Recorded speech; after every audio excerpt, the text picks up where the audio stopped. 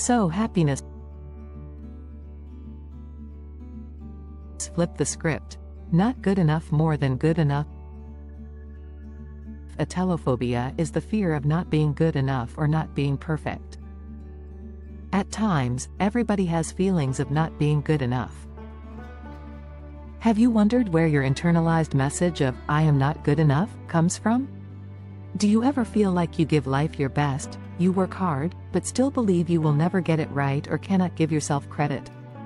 Do you constantly beat yourself up and think that you should somehow be more, do more, be better, and that you will never measure up to your own, or other people's, expectations of you?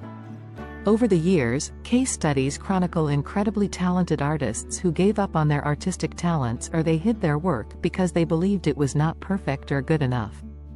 They were obsessed with making the rendering, creative output perfect, were never satisfied with their work, and carried the major fear of disappointing or letting people down. Molly Smith, a highly sought-after educator and mentor, career counselor to high school and college-age students, shared stories of parents placing undue pressure and expectation on their children to excel in all areas of their lives, which then placed an inordinate amount of pressure on the students to perform at levels that are often viewed by the students as unattainable.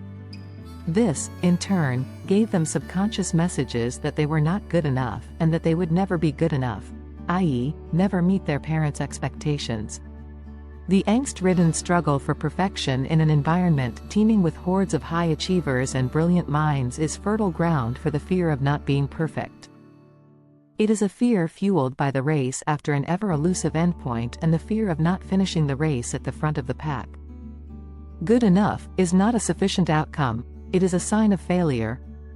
Pratibha feelings of not being good enough, or the need for perfectionism, originate with messages from key influencers in life like parents, teachers, coaches, or other significant people who may have, intentionally or unintentionally, said or done something that you internalized as a truth and then adopted the belief as a core belief. It may have had no specific or valid basis in truth. You may have felt or believed that the influencer had placed undue pressure on you to do better, and you may have mistakenly interpreted what he or she said as a criticism of you as a person. However, the truth may have been that he or she genuinely believed in your potential and was only attempting to help. She or he may not have communicated it properly, or your interpretation may have been inaccurate. It is entirely your perception and your perspective that creates your reality. The good news is that you always have the power to change your perception and your perspective. It can be hard, in our culture, to force yourself to settle for good enough. But when it comes to happiness and satisfaction, good enough isn't just good, it's perfect. Olga Kazan feelings of not being good enough are one of the key issues why people seek out therapy and hypnotherapy. Many hypnotherapists utilize a protocol called regression to cause. This is where clients are guided back in time to when they first felt like they were not good enough, or when the limiting belief or disempowering seed was planted, after which it was adopted as a core belief. It is interesting to note that, most of the time when I have used this protocol, my clients would recognize that the belief that they are not good enough is faulty and misguided, and that it had no basis in truth.